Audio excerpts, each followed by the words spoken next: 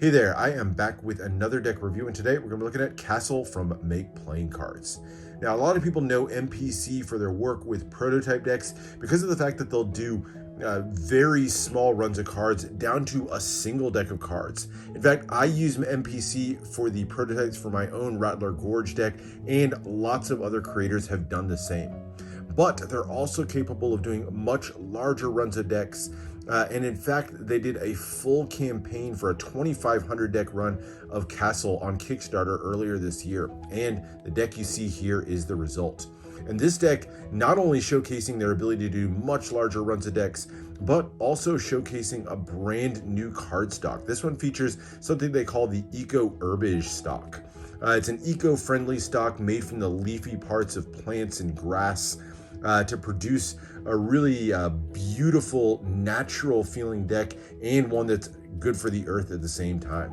So let's get right into it. And we get our first look at the stock here on the tuck case. So both the cards and the tuck case are made from the same material. And you can see it has this sort of naturally off-white or almost brownish tint to the tuck. It gives it that really nice natural appeal. And if you zoom in on it, you can even see little fibers that just sort of add to that organic feel to the entire deck.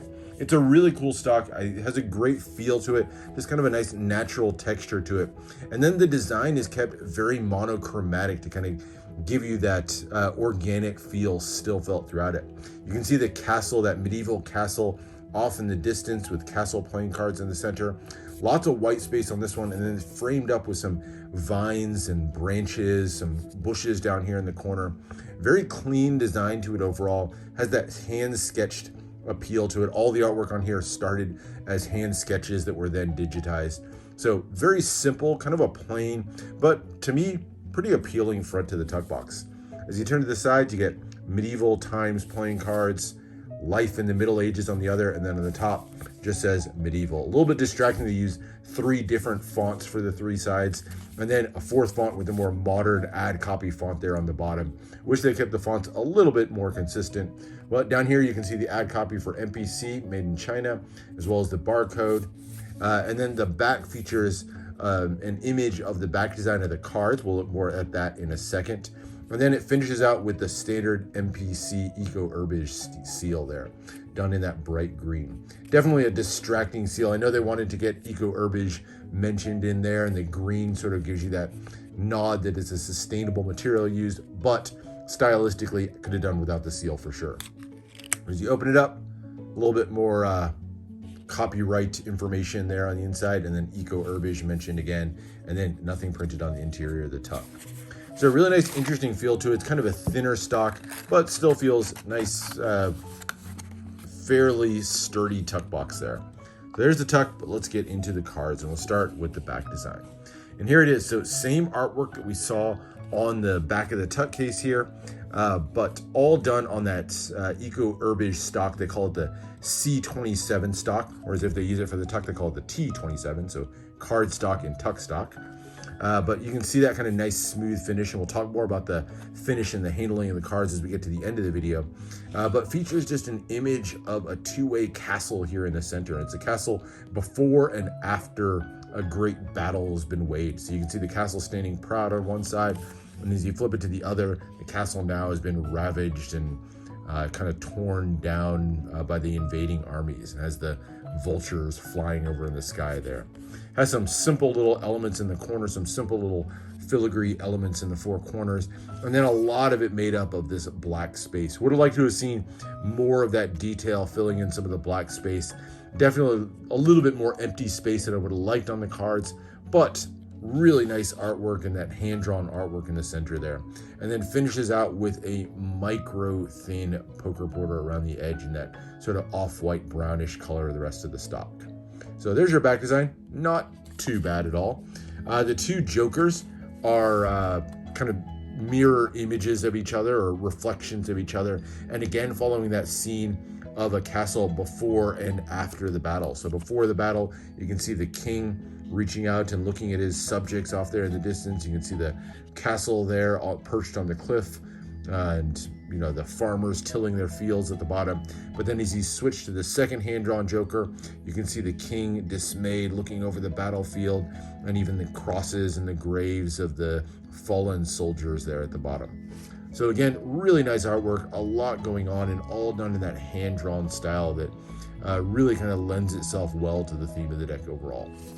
So there's your two sort of mirror image Jokers.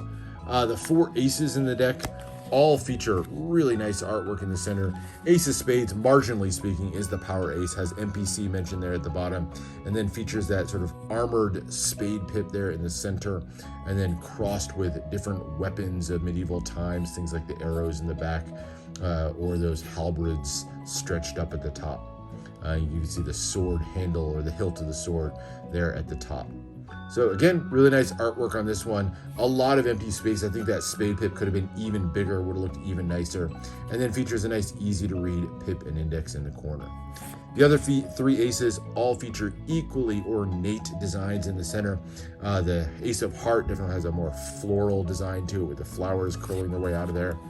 There's your ace of clubs with some, not sure what those are, if those are blades, kind of curved blades sticking out of the top, or what they're meant to be. But there's a look at the ace of clubs and the ace of diamonds with one of the crown jewels there in the center. Or maybe that's a shield. Not sure, again, what that one's meant to be. So there's your 4 aces. Classic black pips for the black cards and red for the red. And then as you go through the number cards definitely a good bit more plain. Nothing too special on these. Fairly familiar standard pips there in the center, smaller pip and index in the corner, but nothing too out of the ordinary as you go through these. And this is, by the way, the order that it comes in, so the 5s grouped together than the 6s. So not your classic bicycle new deck order by any means. But nothing too crazy about these. Nice, easily usable, readable cards. Pretty much designed, I would say, for gameplay. And then we get into the courts, and here we get beautiful scenes that again depict aspects of medieval life. So all the jacks feature knights or princes, all in different scenes that you might find around medieval times. I particularly like the Jack of Spades, the hunter here with the deer slung over his back. And again, just really fantastic artwork on these, all hand drawn throughout, and really comes through beautifully. All done in kind of a portrait style, so it's definitely a one-way court card. But I can appreciate the artwork on this one, and with that medieval theme, just really fits in well. All kinds of different views on here. You can see the Jack of Hearts kissing the hand of a princess there. There's the Jack of Clubs, a knight riding off to battle on his steed. Another really cool one. And then the Jack of Diamonds as he kind of admires all the treasures and holding up that chalice into the light. You'll even see different things, like each one of them will have kind of a hidden version of the pip. So here's the Jack of Diamonds. You can see the little diamond glowing there at the top. And if you look at each one of the court cards, you'll find their corresponding pip kind of somewhere hidden in the artwork. Nice little extra touch. As you go to the queens, we now go to some of the queens and princesses of medieval times. So here's a queen, not sure why, but she has that skull in her hands, the castle off in the distance. Queen of Hearts. This one distracted me. It almost looked like it was a beard there on her. But the Queen of Hearts holding up the heart scepter there in the sky. There's the Queen of Clubs looking very austere, sitting on her throne there. And the Queen of Diamonds in some very flamboyant outfit there. Love the headdress in particular that she's wearing. And then finally, we come to the kings. And this one, the King of Spades, probably my favorite court in the whole deck. You can see the anguished king as he looks over a chessboard in front of him. Love that look, and just the framing with the large chess pieces in the foreground. Just a really cool framing of this one. King of Hearts looking off at his castle in the distance. And the King of Clubs kind of looks like he's leading an army to battle or something. And then the King of Diamonds, and he even has that classic orb in his hands, just like you'll find in a classic bicycle Joker, or a bicycle king. So that is it. That is the court cards. I think beautiful artwork on these, but let's talk a little bit about the handling and the stock, because that's really what this deck was all about. So the stock, like I said, is done on this eco-friendly, sustainable stock, and I think they did a really good job with this one, but it's definitely going to feel a little bit out of the ordinary or unfamiliar if you're used to bicycle cards. So first off, I'll say it is a little bit thicker in practice, so feels like a bit of a chunkier deck, although individual cards still feel nice and thin and snappy, and they handle really, really well too.